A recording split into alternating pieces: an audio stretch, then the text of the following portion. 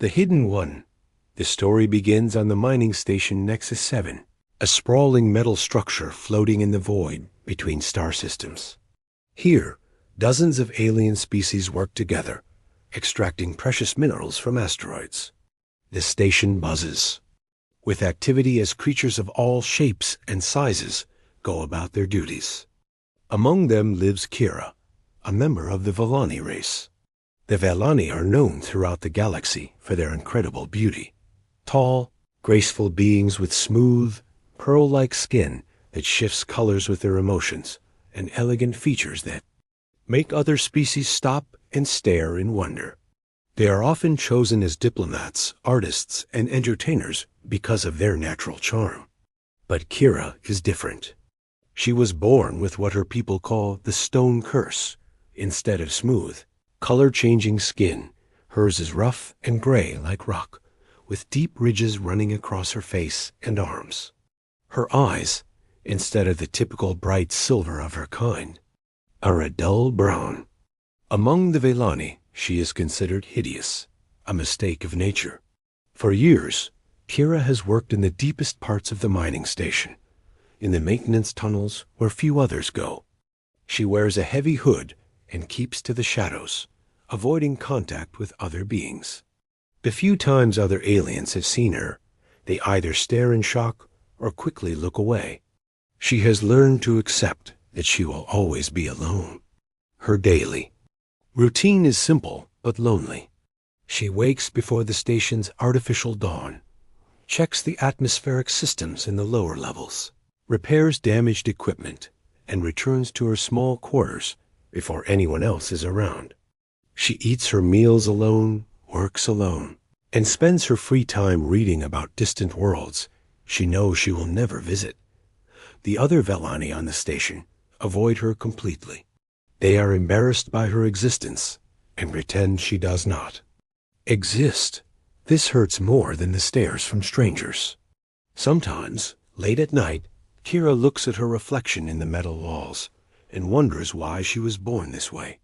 She dreams of being beautiful like her sisters, of walking in sunlight without shame, of someone looking at her with kindness instead of disgust. One day, while working in a forgotten section of the station, Kira discovers an old observation deck that has been sealed off for years. Through its massive windows, she can see the stars and the colorful gas clouds of nearby nebulae. For the first time in months, she removes her hood and lets herself imagine what it would be like to travel among those stars, to find a place where her appearance does not matter. The peace of this moment is broken when she hears footsteps. Someone is coming down the corridor.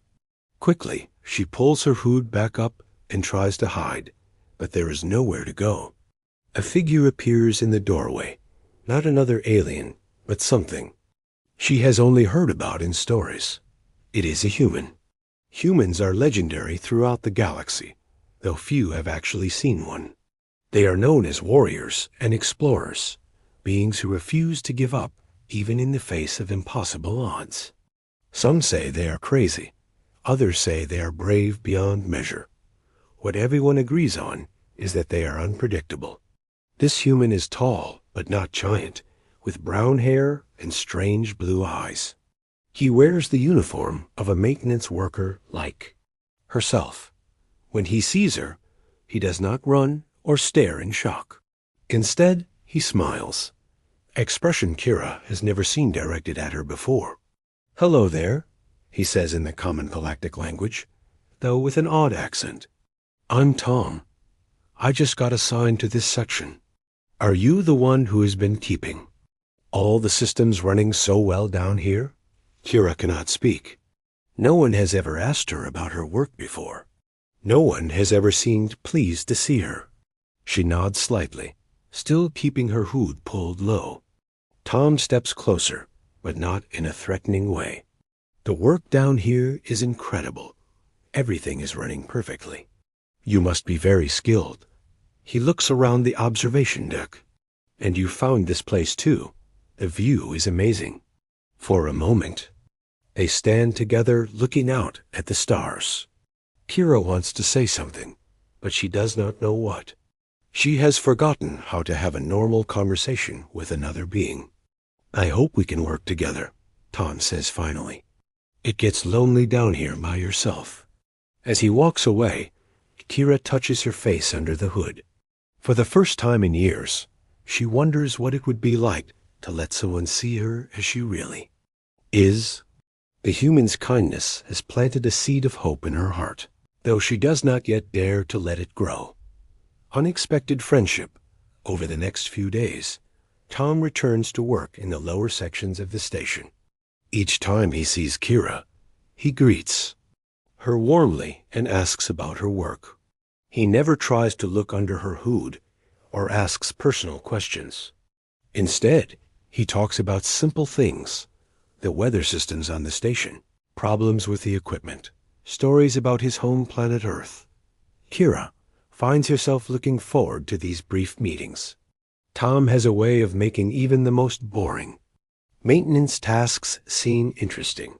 When a cooling system breaks down, he works alongside her to fix it, following her lead and praising her knowledge. When she shows him a more efficient way to repair atmospheric filters, he listens carefully and thanks her for teaching him. "You know," Tom says one day as they work together replacing damaged pipes, "I have been on 12 different space stations, and I have never seen systems maintained this well. You have a real gift for this work." Kira feels warmth spread through her chest. No one has ever called anything about her a gift before. She manages to whisper, "Thank you," though her voice comes out rough from lack of use. Tom pretends not to notice how difficult it is for her to speak. He continues working and talking as if they have been friends for years. He tells her about Earth, a world with blue skies and green plants, where water falls from the sky and covers most of the planet. He describes cities that stretch to the horizon and wild places where no intelligent beings live at all. "It sounds beautiful," Kira says, surprising herself by speaking without being asked a question. "It is," Tom agrees, "but every world has its own beauty. Even this old mining station has beautiful moments." He gestures toward the observation deck where they first met. "Like that view of the nebula at sunset cycle." Kira realizes that Tom sees beauty in places she never thought to look. She begins to notice things she had ignored before: the way light reflects off the metal corridors, a gentle hum of the life support systems, the peaceful quiet of the deep levels where they work. As days pass, Kira becomes braver. She starts eating her meals in the small break room instead of her quarters, knowing Tom might join her. She asks him questions about his travels and listens to his stories with wonder. She even shares some of her own knowledge about the different systems on the station. One day, while they are working on a particularly difficult repair, Tom's tool slips and cuts his hand. Without thinking, Kira reaches out to help him. In her concern, she forgets about her appearance and pushes back her hood to see the wound better. Tom looks at her face for the first time. Kira freezes, waiting for the usual reaction: shock, disgust, or pity. Instead, Tom just smiles and says, "Thank you for helping. Is it bad?" She stares at him, confused. He is looking directly at her face, her rough gray skin and brown eyes, and he shows no sign of being disturbed. He seems to be waiting for her answer about his cut, as if her appearance is completely normal. "It is not deep," she manages to say, "but it should be cleaned." As she tends to his wound, Kira keeps waiting for Tom to say something about how she looks, but he just talks about the repair they were working on and thanks her for her gentle care of his hand.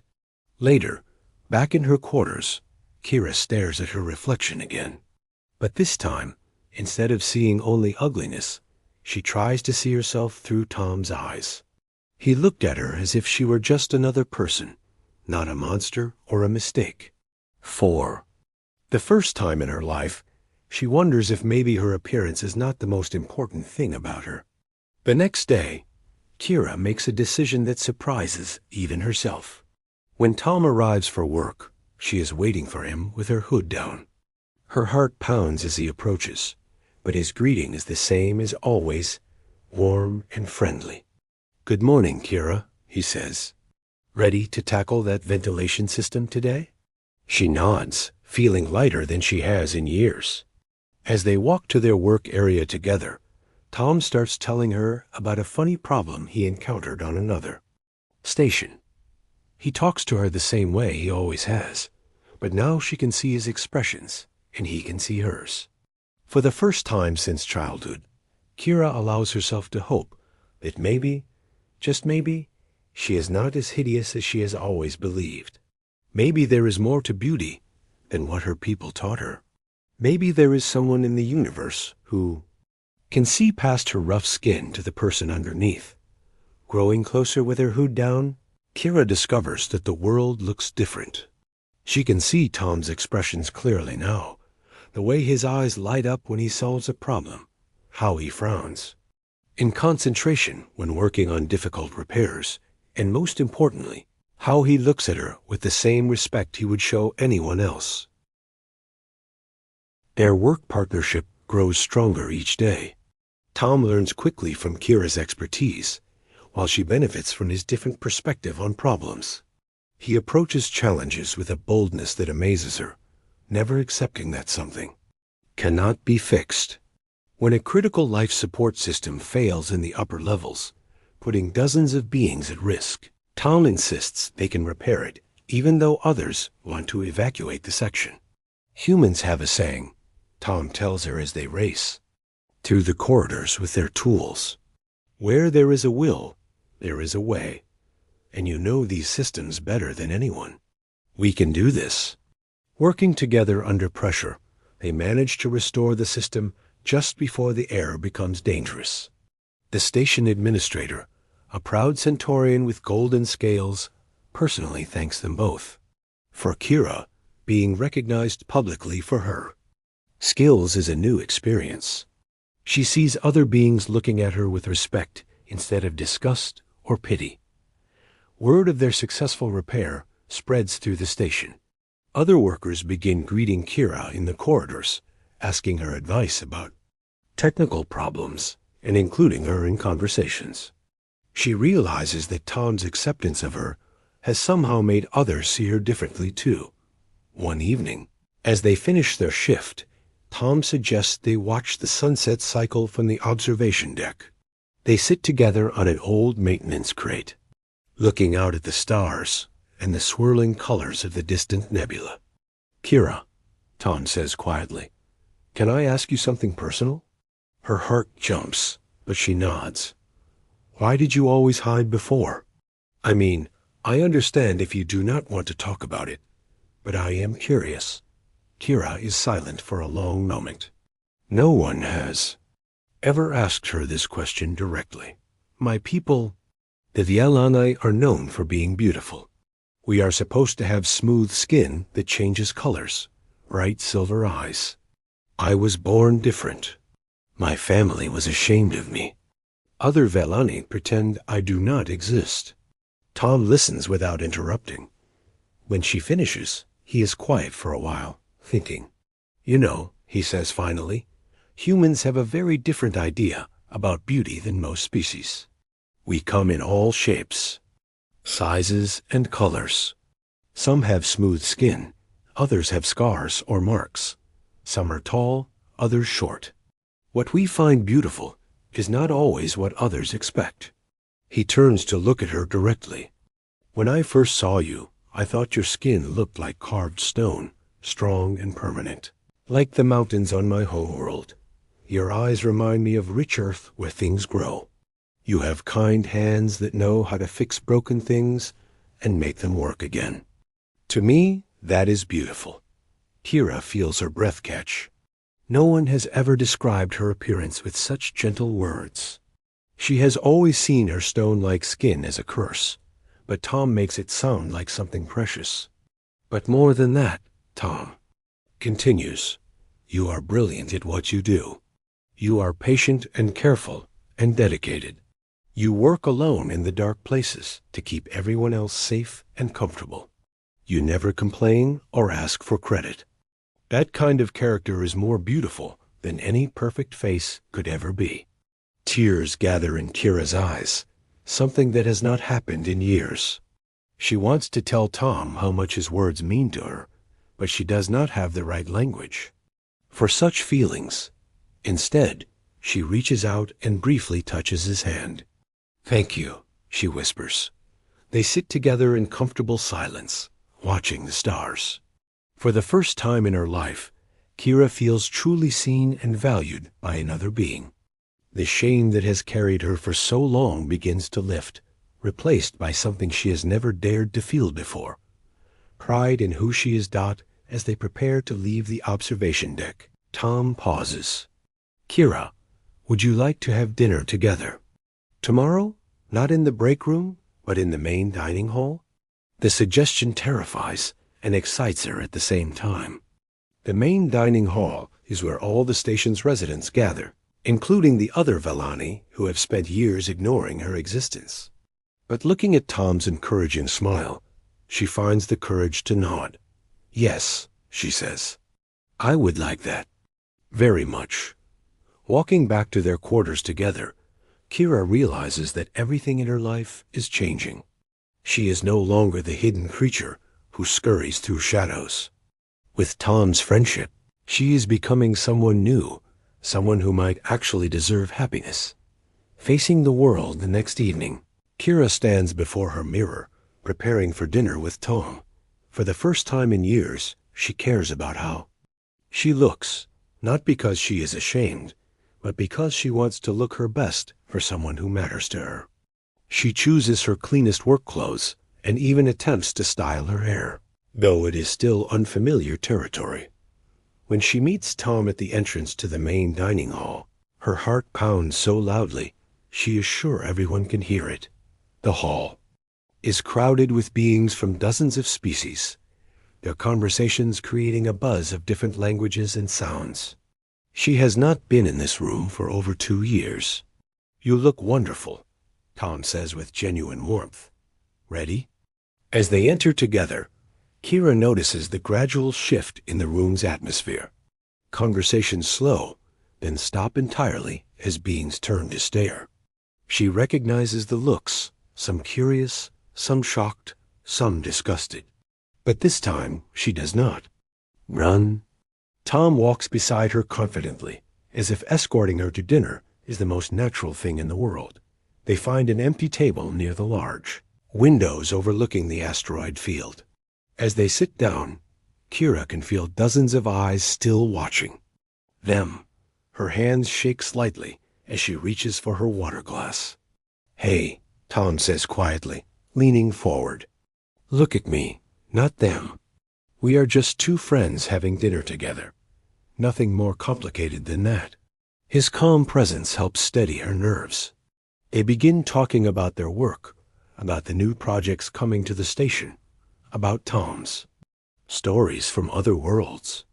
Gradually, Kira relaxes and even finds herself laughing at Tom's funny observations about different alien customs. Their peaceful dinner is interrupted when 3 familiar figures approach their table. They are other Vellani from the station, Kira's own people who have ignored her existence for years. The leader, a tall female named Vera, with perfect silver skin that shimmers blue with her emotions, looks down at Kira with obvious disgust. "What are you doing here?" Vera asks in the Vellani language, her skin flashing angry red patterns. "This is not a place for ... ones like you. You embarrass our entire species." Kira feels her old shame rushing back. She starts to shrink in her chair, ready to apologize and leave. But Tom, who does not understand the Vellani language, notices the hostile tone and body language. "Is there a problem here?" Tom asks, standing up. His voice is polite but firm. Vera switches to the common language, her accent making her words sound even more cutting. "No problem that concerns humans. We are simply reminding this one of her proper place." "Her proper place?" Tom's voice gets a dangerous edge that Kira has never heard before. And where exactly do you think that is? Hidden away, where her appearance does not offend others, Vera replies coldly. Surely even humans can see that she is ... defective. The word hits Kira like a physical blow. But before she can react, Tom steps closer to Vera, and suddenly, Kira understands why humans have such a fierce reputation throughout the galaxy. Let me explain something to you, Tom says, his voice quiet but carrying clearly through the now silent dining hall. Kira is the most skilled engineer on this entire station. While you have been worried about looking pretty, she has been keeping all of us alive. The air you breathe, the water you drink, the gravity that keeps you from floating away, all of that works because of her. He gestures toward Kira, who sits frozen in amazement. She is brilliant, dedicated, and kinder than anyone I have ever met.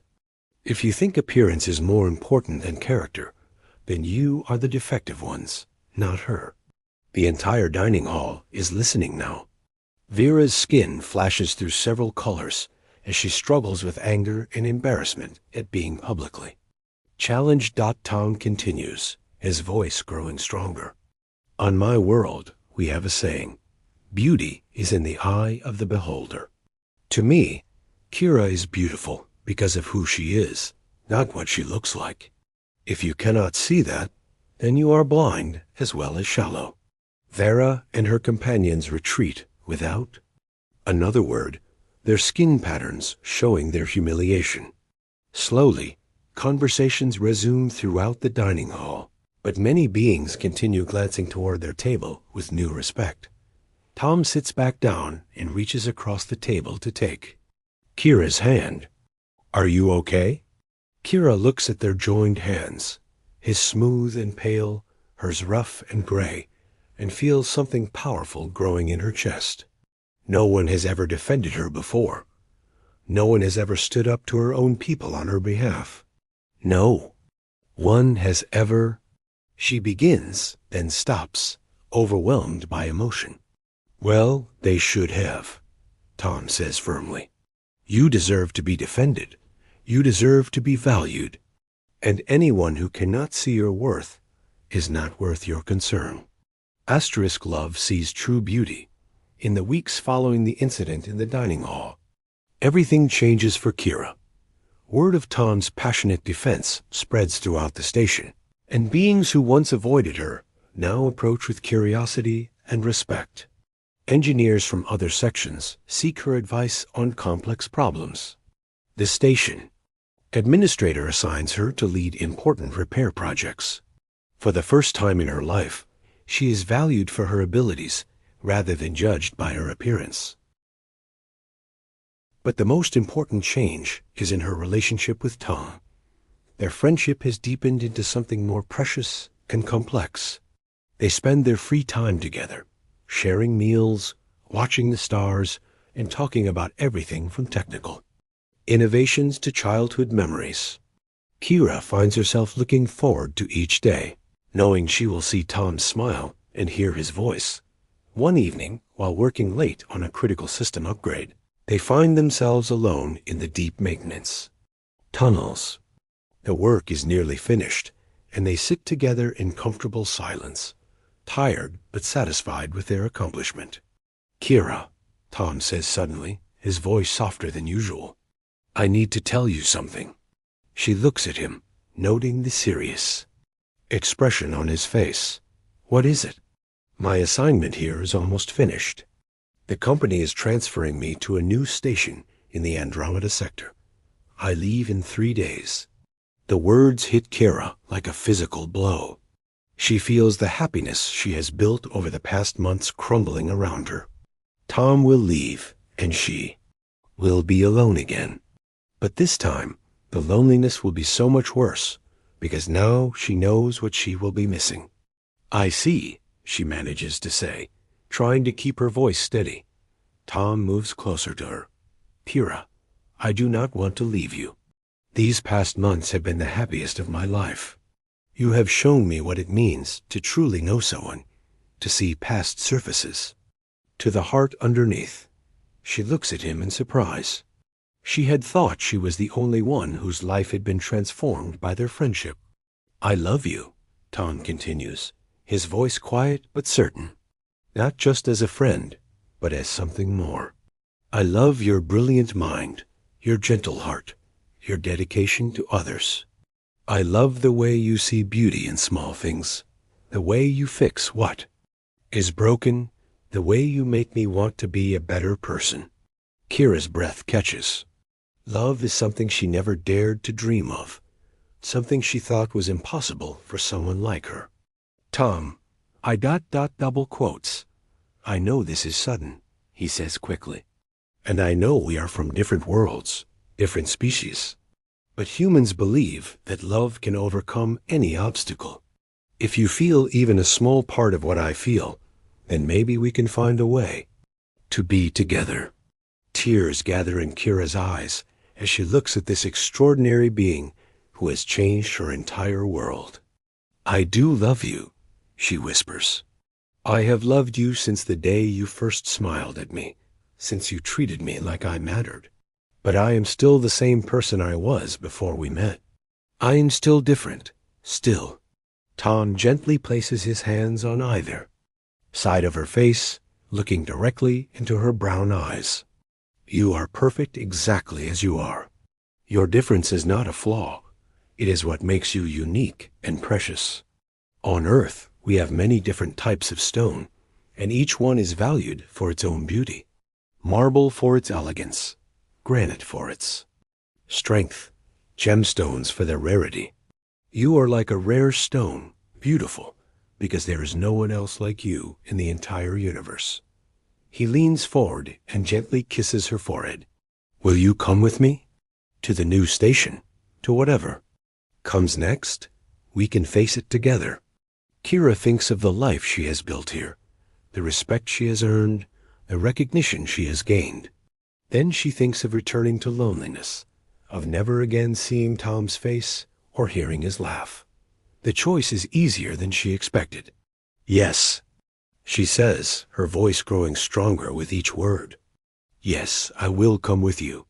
Wherever you go, I want to be there too." Tom's smile is brighter than any star she has ever seen. As he holds her close, Kira realizes that her greatest fear, being seen as she truly is, has become her greatest blessing.